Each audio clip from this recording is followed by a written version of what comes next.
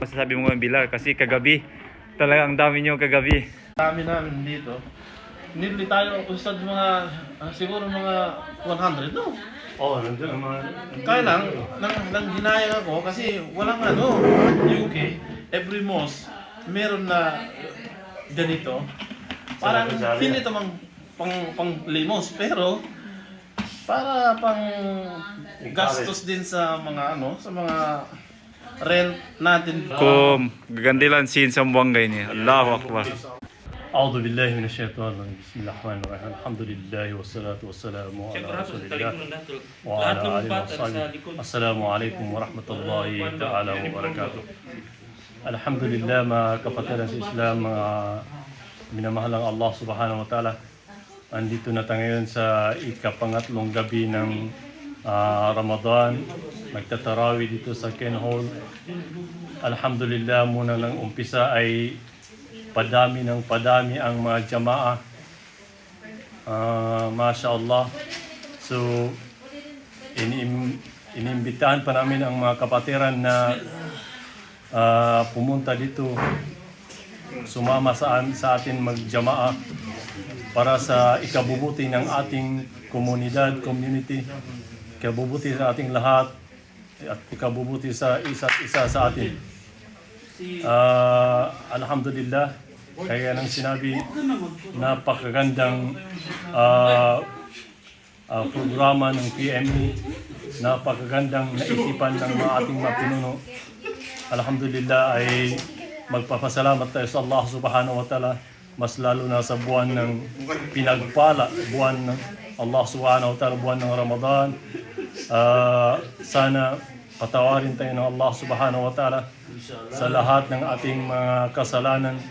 Wa illam taghfir lana, pag hindi mo kami patawarin ya Allah, wa tarhamna, at kaawaan, lanakunanna minal khasirin, ay kami ay mapabilang sa mga taong nalulugi. Wabillahi tawfiq, wassalamu alaikum warahmatullahi ta'ala wabarakatuh.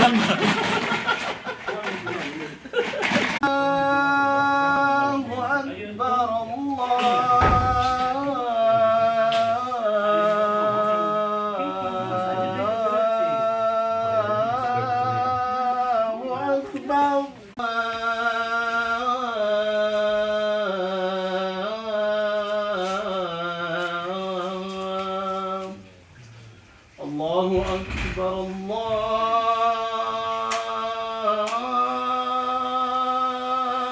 Allahu Akbar, La ilaha illallah.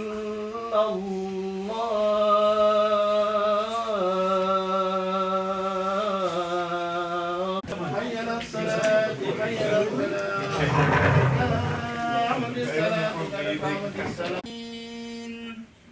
الرحمن الرحيم مالك يوم الدين.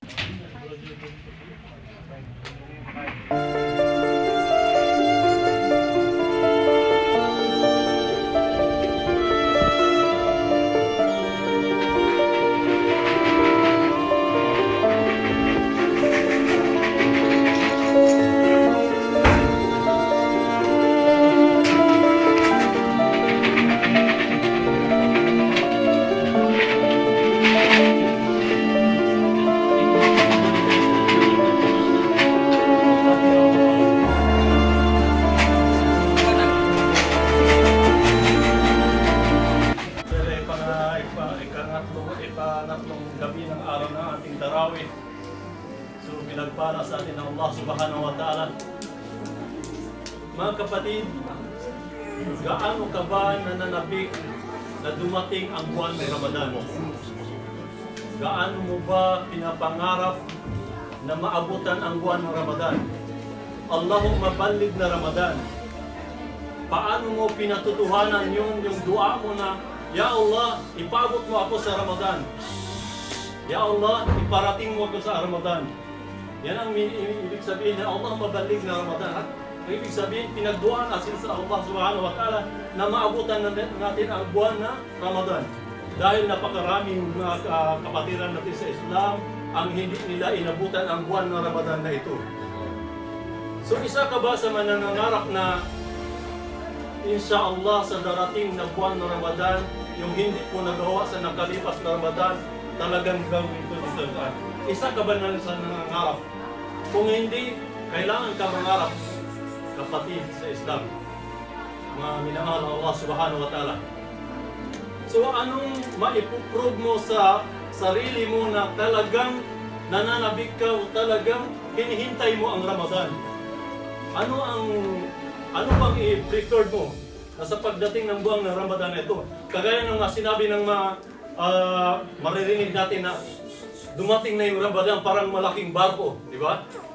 Parang malaking barko. So ang problema, pag wala tayong naikarga, pag umalis na yun. Wala tayong naikarga. So parang nagpapadala ito ng package, ganun. Bagahe, patungo ng Pilipinas. Walang laman yung box natin, LT Express. Di ba? So, kapatid, ganito.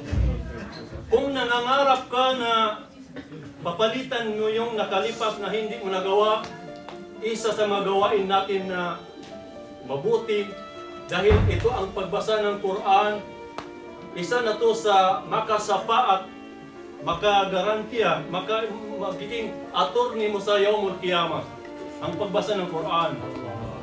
So, kapag nakalipas na taon, hindi mo na naubos yung isang Quran, di ba yung programa natin, maraming yung mga babae. Diba? No? Parang natandaan kayo, sa mga lalaki siguro, ewan ko lang, hindi lang siguro nagsalita. Parang talo tayo sa mga babae, di ba? Sila yung maraming talagang paano naman, Ar-rijalu qawwamuna 'ala nisa. Allahu Akbar. Kasi pala kasi lalaki ha. Bakit tayong nasa Allah? So, kapag mga kapatid, na nasubukan mo na ba na bumasa o makinig ng Quran na maiyak yung puso mo? Kung hindi, gawin mo dito sa buwan ng Ramadan.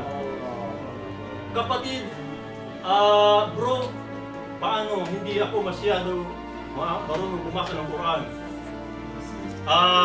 Sabi pa natin, napaka-high-tech natin ngayon, di ba?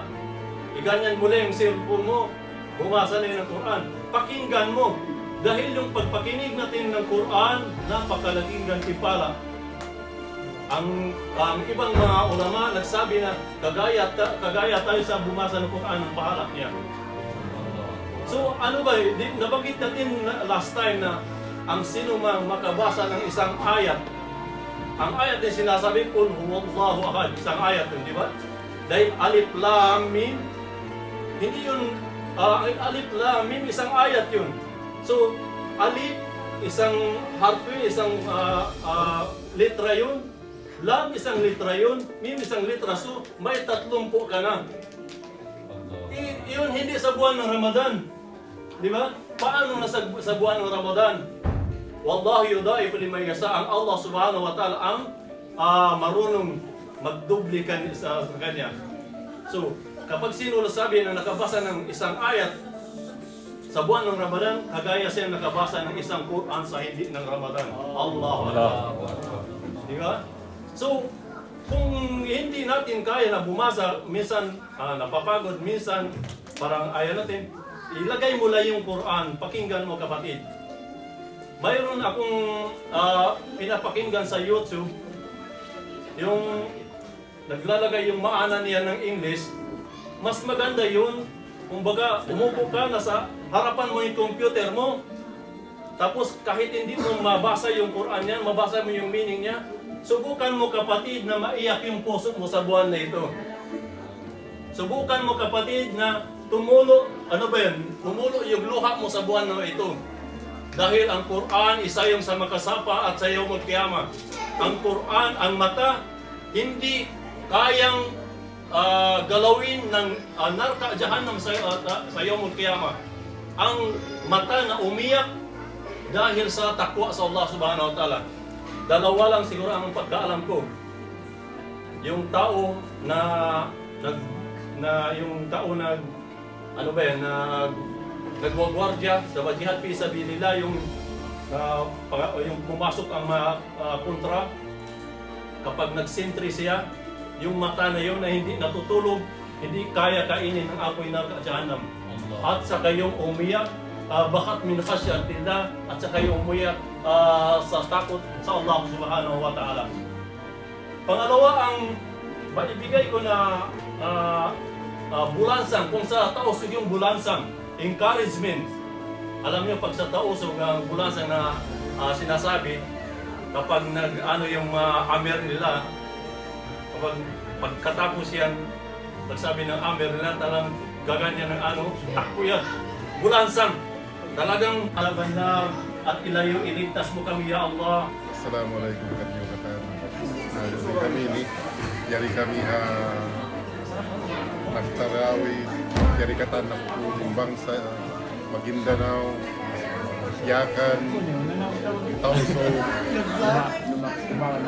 Maranao, Iranon. Jadi kami rin ikatan. Karena yung kamuya na Manila, Yakan liman Tausog na naman, kamu magkano? Pagsulot-sulot kamu. Yung kami na rin ayari ha. Tako na kita nagpus mo. Yakan, ayan. Nagmala sa kami katan. Mayroon matawa niyo.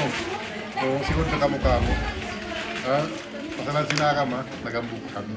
Allahu. Mau di magsukol. Auzubillahi minasyaitonir rajim. Salatu wassalam ala Muhammad sallallahu alaihi wasallam. Assalamualaikum warahmatullahi taala wabarakatuh. Alhamdulillah, pangatlong gabi na tayo dito sa Ken Hall Tarawih Hostel by PMA. Mashallah. Alhamdulillah. Insyaallah dengan pakita kasay kusuk. Murah-murahan para UK. Alhamdulillah muna yung panagnan. Ito na siguro yung umpisa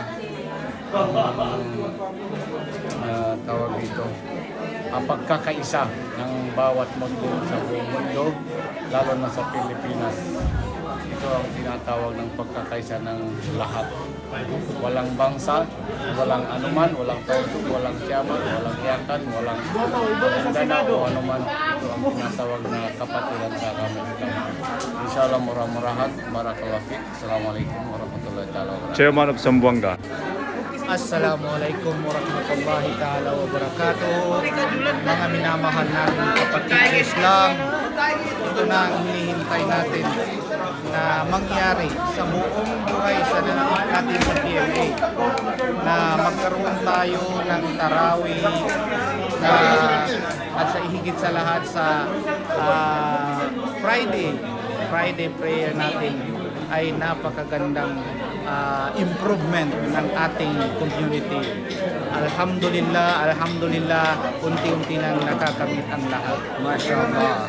Shukran. Wassalamualaikum warahmatullahi ta'ala wabarakatuh. A former chairman of Cotabato, Maguindanao.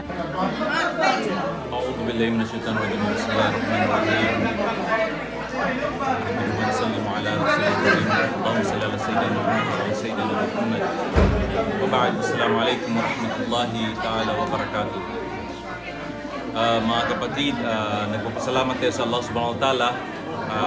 Natuloy natin yung third day na Tarawih, and I'm very deeply proud of dahil mula sa Mindanao ang PMA UK, mga iba't ibang tribo nag-ipon-ipon for the sake of Allah, nag-ipon-ipon para magparami ng ibadah, magparami ng hasana ng galing sa Allah subhanahu wa ta'ala. So mga kapatid, welcome. Kung sino pa yung mga hindi nakapunta sa Ken Hall, nagke-cater ang PMA UK ng buong buwan na walang babayaran ang jamaah. Ang gagawin lang natin ay pumunta para makikihalubilo sa bawat bangsa, inshallah. Dito nagkakaisa si Tausug, si Yakan, si Maguindanao, si Maranao, si Palibugan, si Sama, at iba't ibang mga lengguwahe nandito mula sa Mindanao, inshallah. So nagpapasalamat tayo sa Allah subhanahu wa ta'ala. Inshallah, tangkilikin natin ang PMA UK, ang grupo ng isang mga Muslim na ninirahan dito sa United Kingdom. So nanggaling ng Mindanao, inshallah. So maraming salamat sa inyong lahat. Wassalamualaikum warahmatullahi ta'ala wabarakatuh.